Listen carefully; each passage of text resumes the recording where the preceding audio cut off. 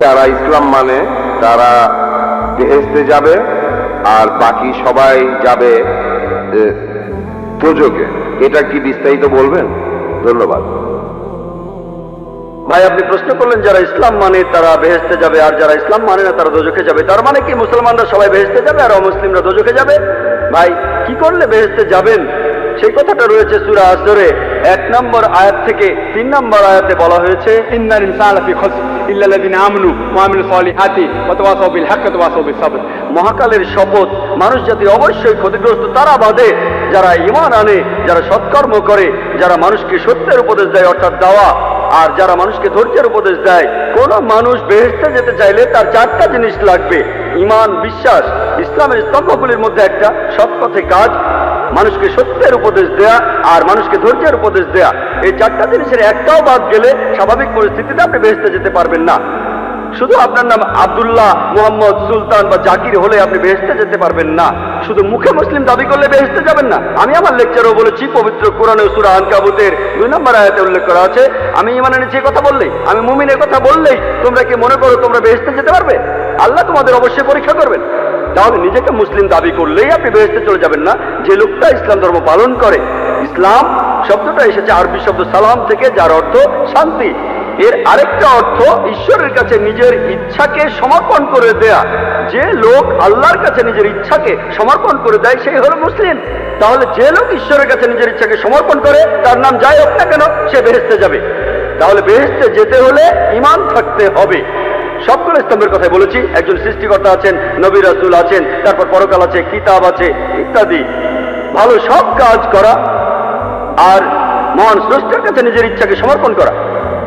আপনি যদি স্রষ্টার কাছে নিজের ইচ্ছাকে সমর্পণ করেন, আরবিতে সেটাকেই বলা হয় ইসলাম ধর্ম। তার মানে এই না যে আপনি পাকিস্তান বা সৌদি আরবে থাকলে বেহেশতে যাবেন না। সৌদি আরবের সব লোক আর পাকিস্তানের সব লোক আল্লাহ মালুম, তিনি জানেন সবাই বেহেশতে যাবেন কিনা। তাহলে সেই লোকগুলোই বেহেশতে যাবেন যারা আল্লাহ তাআলার নির্দেশগুলো মেনে চলে, যে আল্লাহ তাআলার নির্দেশগুলো মেনে চলে। আর আমি আমার লেকচারে বলেছি, যদি আপনারা ঈশ্বরের এই নির্দেশগুলো মেনে চলেন, শুধুমাত্র নাম দিয়ে নিজেদেরকে মুসলিম বা মোহাম্মদ বা আব্দুল্লাহ বলে আপনারা বেহেশতে যেতে পারবেন না। নাম বদলানো এখানে আবশ্যক নয়।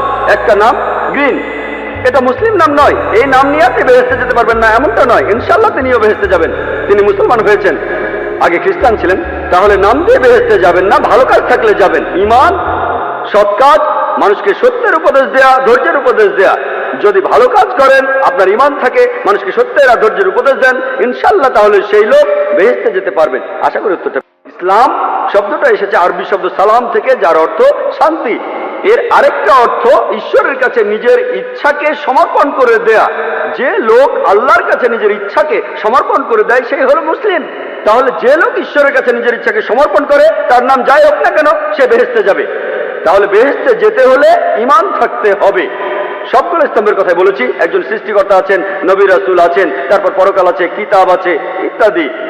ভালো সব কাজ করা আর মহান স্রষ্টার কাছে নিজের ইচ্ছাকে সমর্পণ করা।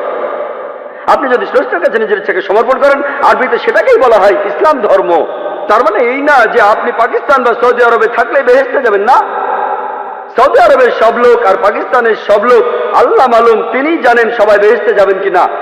তাহলে সেই লোকগুলোই বেহেশতে যাবেন যারা আল্লাহ তাআলার নির্দেশগুলো মেনে চলে, যে আল্লাহ তাআলার নির্দেশগুলো মেনে চলে। আর আমি আমার লেকচারে বলেছি, যদি আপনারা ঈশ্বরের এই নির্দেশগুলো মেনে চলেন, শুধুমাত্র নাম দিয়ে নিজেদেরকে মুসলিম বা মোহাম্মদ বা আব্দুল্লাহ বলে আপনারা বেহেশতে যেতে পারবেন না। নাম বদলানো এখানে আবশ্যক নয়।